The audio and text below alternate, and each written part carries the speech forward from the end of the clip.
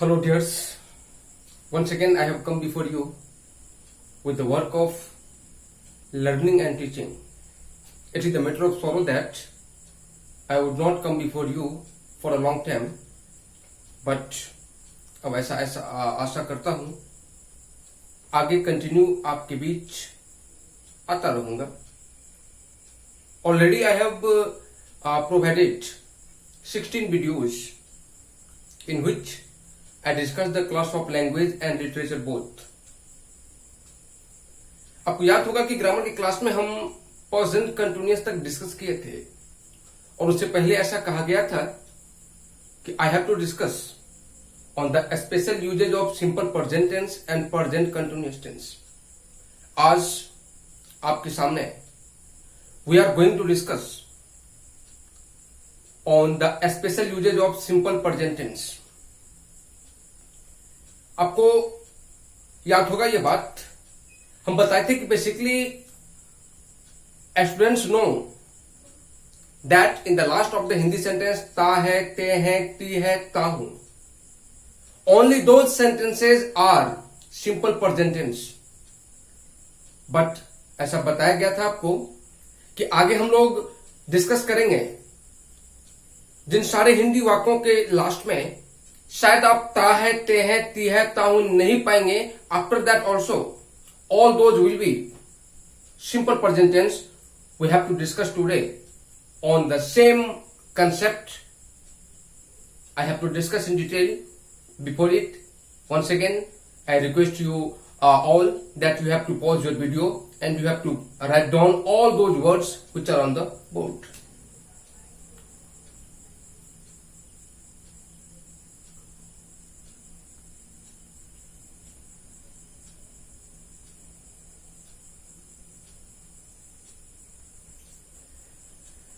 I hope that you have written. और साथ ही साथ ये भी आशा करता हूं कि 16 वीडियोस जो ऑलरेडी आप सबों को दी गई है उन सारे वीडियोस पे आप लोग वर्क कर लिए होंगे और निश्चित रूप से आप सारे बच्चों का कमेंट मिल रहा था. Those comments work for me just like energy. और उसी एनर्जी का ये इफेक्ट है कि एक बार फिर से मैं आप लोगों के सामने रिप्रेजेंट हो पा रहा हूं. तो डिस्कस करें जरा क्लास पे, सब्जेक्ट मैटर पे. We have to discuss on special usages of simple present tense. We have to discuss on some points. All those points will come before you in the form of sentence. तो हो सकता है कि उन सारे हिंदी वाक्यों के अंत में आपको ता है, ते है, ती है, ताहू नहीं मिलेगा. इसके बावजूद भी you have to solve all those sentences on simple present tense. Tense simple present होगा और आपके सामने सेंटेंस कैसा आता है you know already. Assertive, assertive negative, yes no interrogative, yes no interrogative negative, WH interrogative and WH interrogative negative. इन सारे structures, इन सारे सेंटेंसेस का स्ट्रक्चर्स आप लोग अच्छी तरह से जान चुके हैं. तो सेंटेंस जो भी रहेगा उसके अकॉर्डिंग हम स्ट्रक्चर सेटअप करेंगे. टेंस होगा सिंपल प्रेजेंट जी, जिसका पहला point we are going to discuss. Planned future action. Planned is called योजना, फ्यूचर भविष्य एंड एक्शन काम. आज के बाद आपके सामने जब कभी भी ऐसा काम आवे जो काम भविष्य समय में योजना को व्यक्त करता है, बट ध्यान रखना पड़ेगा कि वो ऑफ लॉन्ग ड्यूरेशन, लंबी अवधि, लंबे समय के बाद के भविष्य का वो योजना को व्यक्त करे. ऐसा वाक्य जब भी आपके सामने आएगा हो सकता है उस वाक्य के अंत में ता है, ते है, ती है, ताहू नहीं मिले.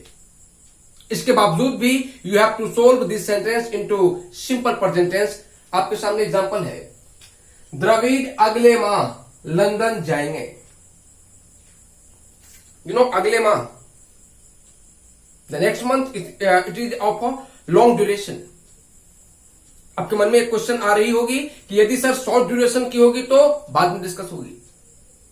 अभी डिस्कस करना है कि जब लॉन्ग ड्यूरेशन को फॉलो करने वाला प्लान फ्यूचर एक्शन आपके सामने आएगा तो उस हिंदी वाक्य अंत में ता है, ते है, ती है, ताहू आवे या ना आवे। You have to solve this sentence into simple present tense. जरा गौर करेंगे, द्रविड़ अगले माह लंदन जाएंगे। आपको पता है this sentence gives information. This sentence says something about Dravid and Dravid has come in this sentence in the form of subject. जो वाक्य कुछ बताएगा सब्जेक्ट के बारे में वो क्या कहलाएगा?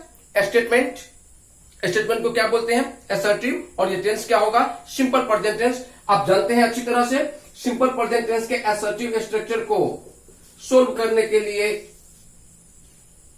इसी स्ट्रक्चर्स को फॉलो करेंगे। At first you have to use subject, after that according to subject you have to use other V1 और V5 एंड एट लास्ट क्या हो जाएगा? ऑब्जेक्ट। फिर क्या होगा? Full stop. What is subject in the sentence? Dravid. Main verb जाना। Dravid is the name of a single person, it means it is singular. In that condition we have to use the fifth form of main verb। क्या हो जाएगा? goes। Object और complement जो भी होगा वो डाल देंगे। एट लास्ट वाक्य लास्ट में क्या हो जाएगा? Full stop. The next point we have to follow to express quotation. Quotation को हिंदी में कहावत कहा जाता है। आप जानते होंगे कोटेशन। बेसिकली कोटेशन से रिलेटेड जो वाक्य आपको दी जाएगी वो दो पार्ट में होगा। एक पार्ट जो उस कोटेशन को डिलीवर करते हैं, जो उस कोटेशन को प्रोड्यूस करते हैं, उनकी डिस्क्रिप्शन होती है। और अगले पार्ट में वो कोटेशन होता है जो अंडर इन्वर्टेड बंद होता है। जरा देखेंगे वाक्य को गौर से। करो या मरो, इट इज एक्चुअली कोटेशन। लेकिन कोटेशन कहने वाले का जो वर्णन होगा वो इन्वर्टेड के अंदर में नहीं होगा। अभी जिस रूल को हम लोग फॉलो कर रहे हैं वो इन्वर्टेड के अंदर वाले पार्ट पे नहीं कर रहे हैं, इन्वर्टेड के बाहर वाले पार्ट पे। गांधी जी कहे, इस वाक्य लास्ट में आप देख रहे हैं ता है, ते है, ती है, ताहू नहीं मिला है। आपने पहले वाले वाक्य में भी देखे थे कि वाक्य लास्ट में क्या मिला था? गागेगी। हम बता चुके हैं कि स्पेशल रूल को फॉलो करने वाला जितने भी सेंटेंसेस होगा उसमें हो सकता है कि ता है, ते है, ती है, ताहू आ जाए या ना आवे। In the both conditions we have to follow only and only simple present tense. ये गांधी जी कहे, ये पार्ट जब भी होगा इन दैट कंडीशन कि उस पार्ट के साथ क्या होना चाहिए? कोटेशन। आप उसको किसमें सोल्व करेंगे? सिंपल प्रेजेंट में। Gandhi ji, it is the name of a single person, it is singular. In that condition we have to use the fifth form of main verb. क्या हो जाएगा? सेज। कोमा है, कोमा डालेंगे। इन्वर्टेड स्टार्ट है, inverted start करेंगे। करो या मरो, कोटेशन को चेंज करने का राइट हम समान लेखकों को नहीं है। We can't change the quotation. बड़े बड़े स्कॉलर्स, बड़े बड़े क्रिटिक्स ने जो उस कोटेशंस का लैंग्वेज दे चुके हैं उसको चेंज करने का राइट हमारा या आपका नहीं है। इन दैट कंडीशन उस कोटेशन का इंग्लिश वो स्कॉलर ने जो कहे हैं वो सेम का सेम हो जाएगा। डू और डाई, फुल स्टॉप, इन्वर्टेड बंद। Now we have to discuss on the third and the last point. It is to express historical event. ऐतिहासिक घटना से जुड़ा हुआ वाक्य जब भी आपके सामने आएगा उस हिंदी वाक्य अंत में ता है, ते है, ती है, ताहू मिले या ना मिले। In both conditions we have to use only and only simple present tense. क्या है वाक्य जरा देखेंगे। सम्राट अशोक कलिंग पर आक्रमण किए। पता है आपको, इतिहास यदि पढ़े होंगे तो ये भारतीय इतिहास का एक बहुत बड़ी घटना थी। ऐतिहासिक घटना से जुड़ा हुआ हिंदी वाक्य जब भी हमारे सामने आवे उसके अंत में ता है, ते है, ती है, ताहू आवे या ना आवे। We have to follow only and only simple present tense. सम्राट अशोक कलिंग पर आक्रमण किए, ये वाक्य कुछ बता रहा है। किसके बारे में? सम्राट अशोक के बारे में। सम्राट Ashoka is the subject in the sentence. It means this sentence is statement, statement is assertive. Tense तो सिंपल प्रेजेंट होगा क्योंकि हिस्टोरिकल इवेंट को फॉलो कर रही है। तो in that condition we have to follow the same structure. What is the subject? Emperor Ashoka, single है, singular हुआ V5 और ऑब्जेक्ट क्या हो जाएगा? ऑन कलिंग, लास्ट में ए दिया गया है, आप लोग भी दे देंगे। I want to inform you all the students, these rules आगे भी डिस्कस करेंगे, ये खत्म नहीं हुई, आगे भी अगले क्लास में इसके आगे डिस्कस करेंगे हम। All those are so important. Time and tense, मुझे पता है कि बच्चे पढ़ के आए होते हैं। 4 टेंस, एक टेंस के अंदर प्रेजेंट टेंस में 4, पास्ट में 4, फ्यूचर में 4, इट मींस 12 टेंस। उसका स्ट्रक्चर जान लेना इट्स नॉट एनफ। आपके एग्जामिनेशन में एब्स्ट्रैक्चर्स नहीं आएगा।